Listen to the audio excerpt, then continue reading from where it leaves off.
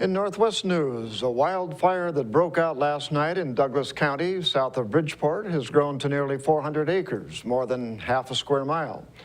Department of Natural Resources spokeswoman Janet Pierce says it was started by lightning and it's burning grass and brush.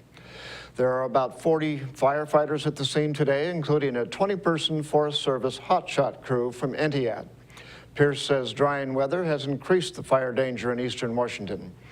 Another wildfire Tuesday burned about 300 acres near Ellensburg.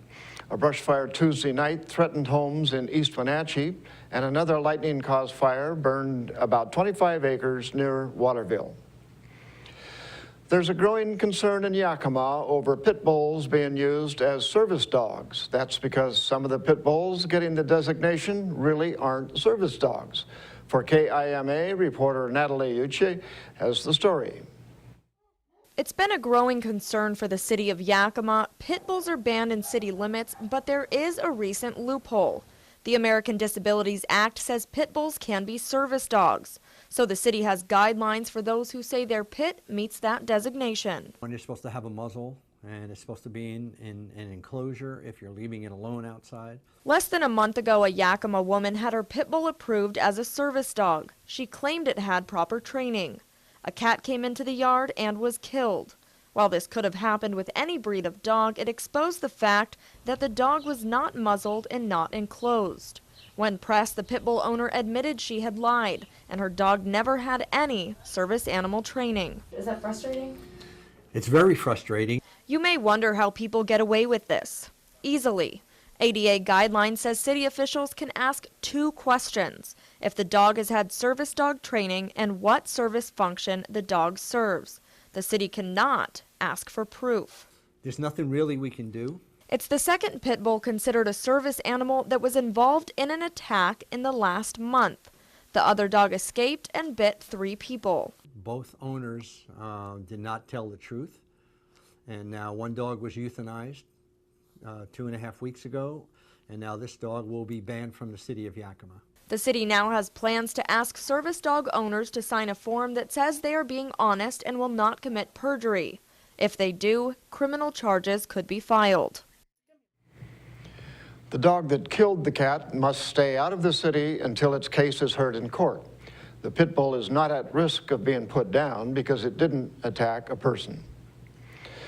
A Leavenworth man says shots were fired at his car after mushroom hunting Tuesday afternoon near Blewett Pass. He told the Chelan County Sheriff's Office he was driving in the Ruby Creek area when he realized the shots were being fired from a pickup truck.